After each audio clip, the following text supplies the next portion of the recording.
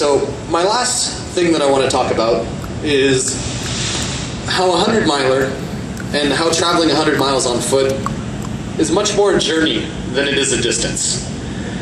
And this was most exemplified by the following loop at the Barkley. So Loop 5, which out of, again, those 20 that have known Loop 4, only 14 of us know Loop 5. So this is in the realm of 80 to 100 miles if you've hit the books exactly. If you screwed up on the books, you're probably already over 100 miles. It's not about the 100 miles, which is my point in this.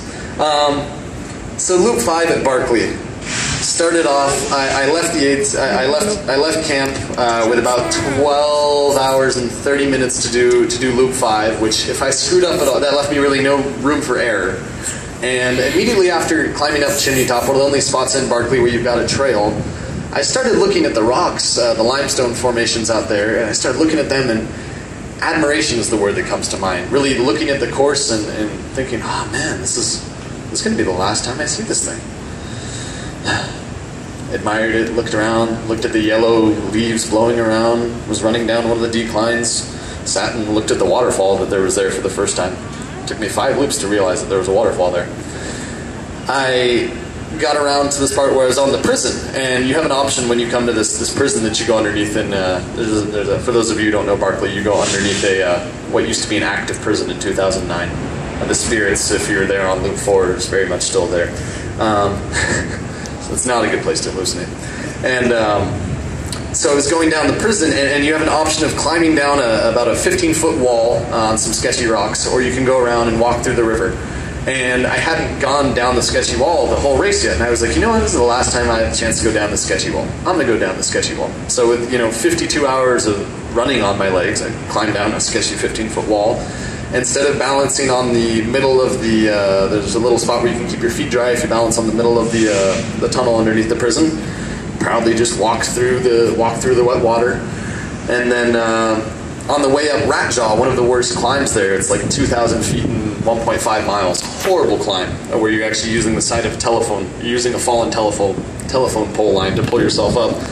I got halfway up that, and then I reached my hand into the mud there, and I yelled into the wilderness. No one was around me or could hear me.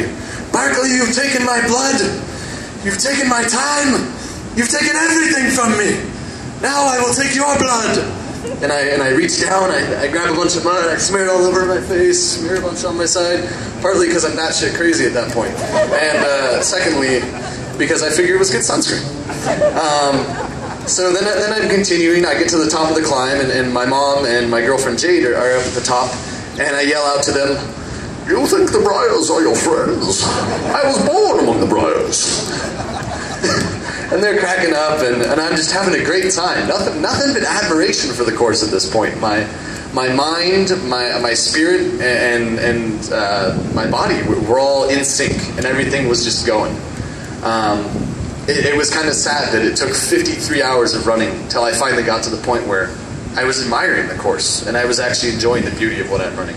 So my message in this whole segment is to really, when you're running the San Diego 100 or the Chimera or any of your 100s or 50 milers or 5Ks, look around, as Scott was saying, say thank you to the aid station volunteers, make some conversation with a fellow runner, look at the rattlesnake a little bit before you step over it, and enjoy the meadows at 2 in the afternoon when you're getting baked by them, or run through those.